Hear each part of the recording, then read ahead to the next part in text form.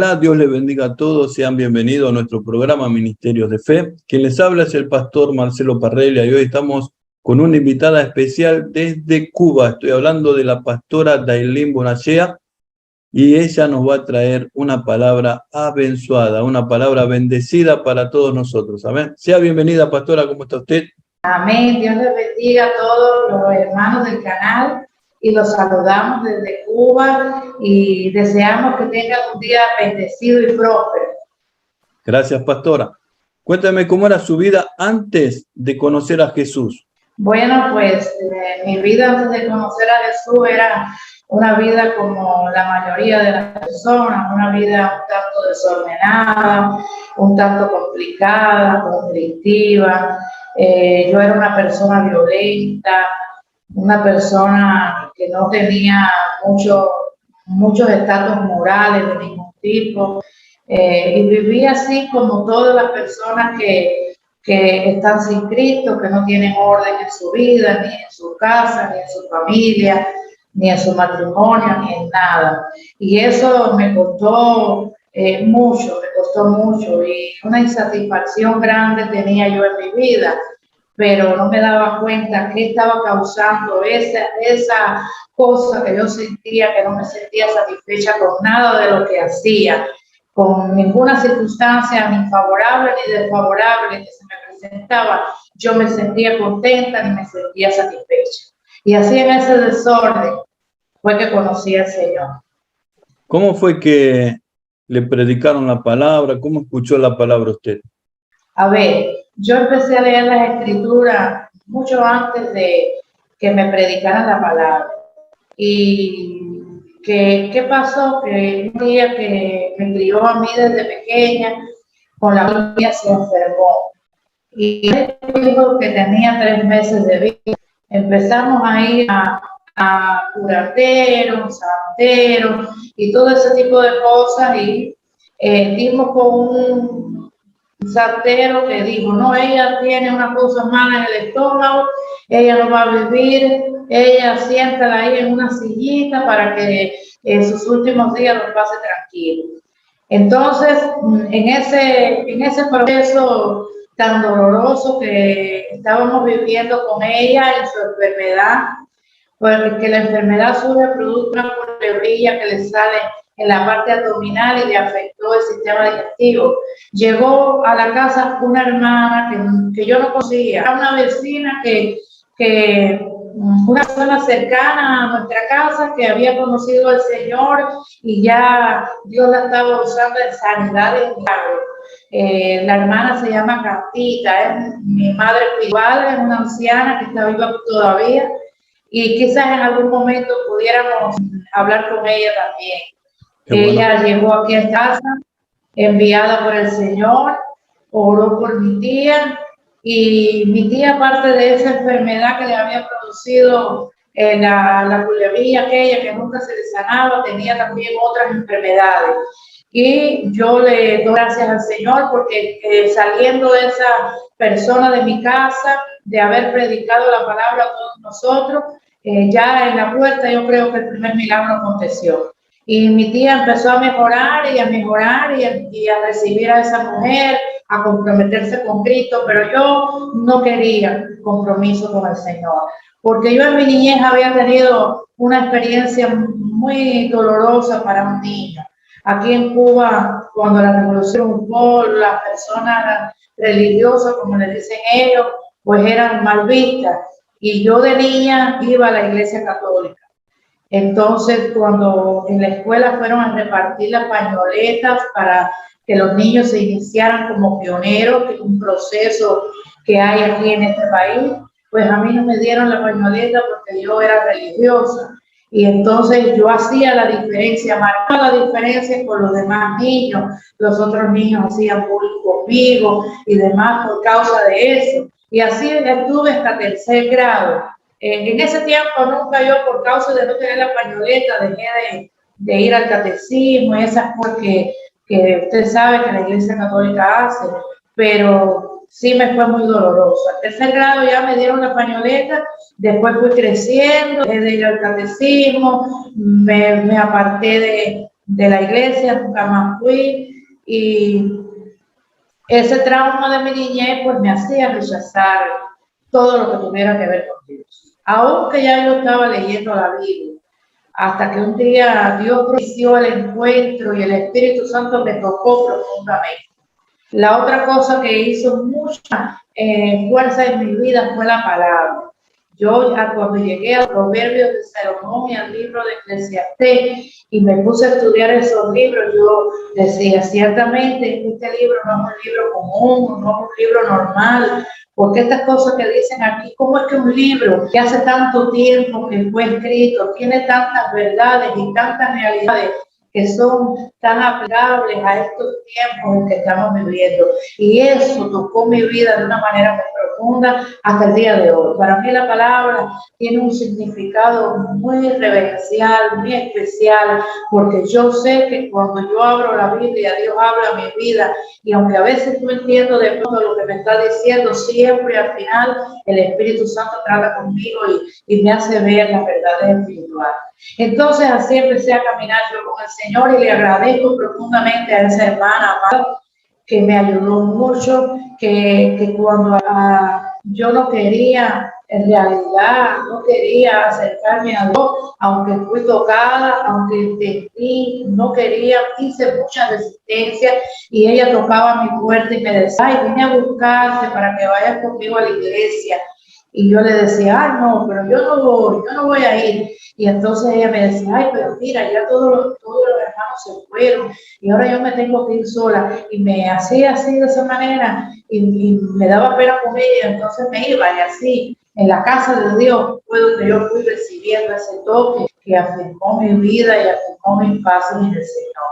Y le doy muchas gracias a Dios porque a partir de ese momento en que yo me empecé a comprometer con el Señor, mi vida cambió. Tuve muchas luchas al principio, muchas pruebas, me pasaron muchas cosas, mi familia, mi hija, yo era madre soltera, con 2 ancianas que tenía que cuidar, una niña pequeña, un contexto muy adverso económico, pero Dios siempre estuvo ahí para fortalecerme, para ayudarme y para empujarme caminando hasta el día de hoy, el Señor está en su camino. Qué interesante. ¿Cómo sintió usted el llamado para el servicio, para predicar la palabra? ¿Cómo se instruyó usted para hoy día ser una pastora, no? Bueno, yo quiero decir que a mí me fue un motivo de tan gran gozo. El Espíritu Santo llenó de gozo mi vida desde el principio y yo sí, desde el primer momento, con mucha pena, con mucha tiempo, pero sentí el deseo de... O sea, tuve un tiempo que uno de mis familiares estuvo ingresado al hospital y yo me acuerdo que yo entré al Evangelio fumando y yo empezaba a predicar en aquellas salas de aquel hospital y cuando la hermana Candita venía a visitar a mi enfermo, le daba pena porque yo mi cigarro en la mano la llevaba a esta cama, la llevaba a la otra, la llevaba a la otra, pero era tanto el fuego que yo tenía que no importa, a mí, yo decía, había personas que me decían, pero bueno, tú estás fumando, los cristianos no fuman. Y entonces resulta que yo les decía, bueno, sí, es verdad, pero yo todavía estoy empezando y ya Dios me ayudará a mí a vencer esta atadura que tengo. Y así mismo fue, Dios me libró de eso hasta los días de hoy y le agradezco mucho al Señor por eso. Y entonces, pues nada, desde la primera vez que yo vi a una persona predicando, la primera persona que yo vi predicando fue una muchacha que se llama María Castro. Ella es muy buena predicadora y estaba dando una célula, porque en Cuba las iglesias, como no tienen espacio para reunirse, se reúnen mucho en casa. Una como la nuestra, que ya tiene un local amplio, y otras en las salas de las casas nos reunimos a compartir la palabra. Y ella estaba predicando tan entusiasmada y tan emocionada, y yo dije, Señor, yo quiero eso, yo quiero ser como es ella. Y ese fue mi llamado, salió del deseo del Señor, así que lo fue en mi corazón, y así empecé a caminar y empecé a tratar de santificar los pasos que debía, bautizarme, hasta que ya en el Señor. Lo primero que hice fue trabajar con una hermana que se llama Yamilá, que fue quien me ayudó, que es el trabajo misionero dentro de la ciudad. Y mucho con esa hermana que me predicó, ella fue muy importante en mi vida, en mi crecimiento espiritual.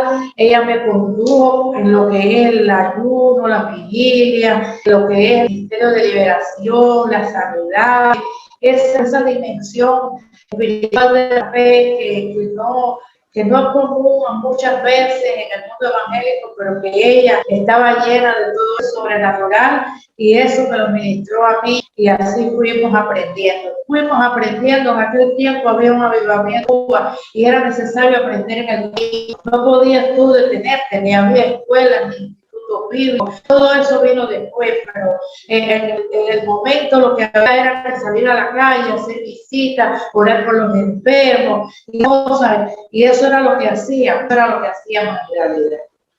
Hay mucho rechazo para salir a predicar en la calle. ¿Cómo ustedes predican? ¿En los hospitales, en las calles? ¿Se permite, siendo un país comunista, predicar la palabra?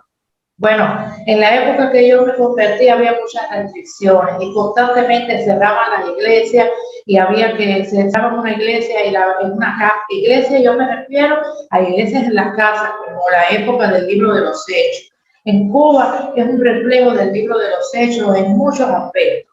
En el aspecto de la ayuda entre los hermanos, en el aspecto de la afinidad, de la hermandad entre los hermanos de liberación, en sobrenatural. Hay mucha experiencia sobrenatural en Cuba, porque al haber tantas carencias, pues hay que recurrir a la fe para poder resolver hasta las cosas más insignificantes. Y en el tiempo en que yo me convertí, sí había mucha restricción en cuanto a eso, y cerraban una casa y nos íbamos para otra, escondiditos allí, y no permitían hacer proselitismo. Pero después las cosas empezaron a cambiar, y ya en estos momentos normalmente usted puede repartir tratados, usted puede hablar de las personas, puede hacer el trabajo con más libertad, aunque todavía el problema de las iglesias sigue latente. Yo creo que en medio de todo esto ha sido permisión de Dios este asunto de que no autoriza a hacer nuevas iglesias, porque eso, usted se imagina la cantidad de recursos que se necesitan para construir una iglesia con todas las de la ley.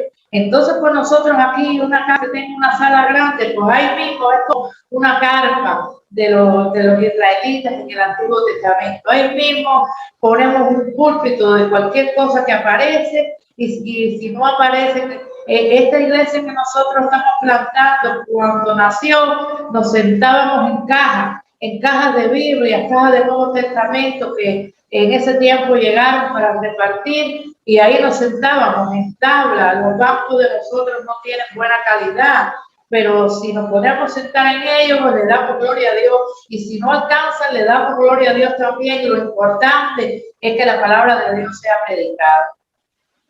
Qué bueno, qué bueno.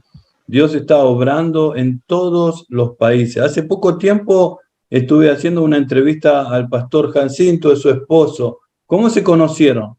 Bueno, ese es una historia. Conocimos la iglesia, nos convertimos en la misma iglesia.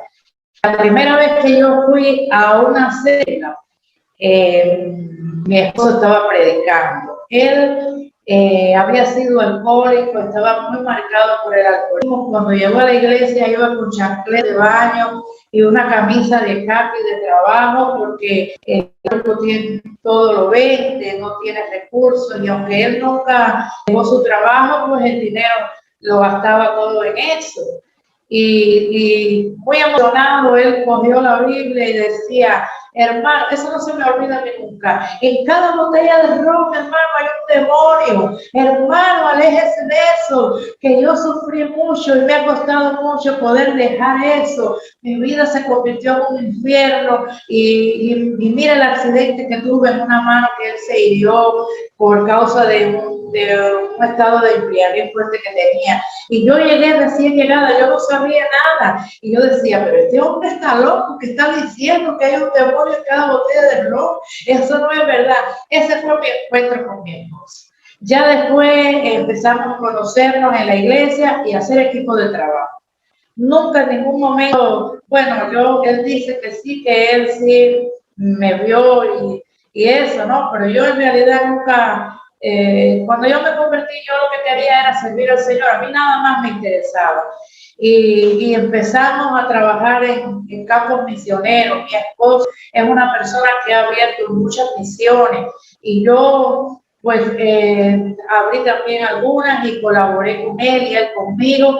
Yo estuve trabajando en una iglesia que planté en una ciudad que se llama Antiguanico, que todavía existe, y él estaba en Arroyo Blanco, un poblado que estaba a unos cuantos kilómetros de ese lugar donde yo estaba plantando iglesias, pero un poco más lejos.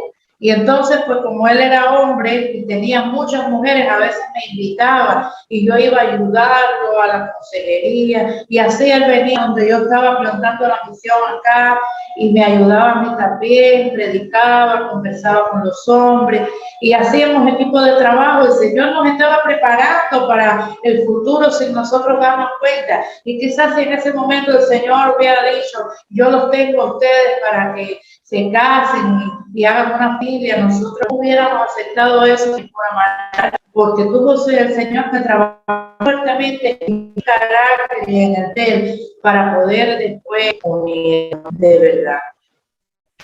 Mi matrimonio ha sido una bendición de Dios. Él y yo estamos mucho en trabajo. Él es muy respetuoso con las áreas que yo me deseo del Señor y hacemos muy buen equipo. Yo, estando ya avanzado mi liderazgo, se presentó el seminario en la escuela bíblica Betel, pertenecíamos a la obra Betel, y vino una sola beca para el seminario. Y él me dijo: yo sé que tú te gusta más.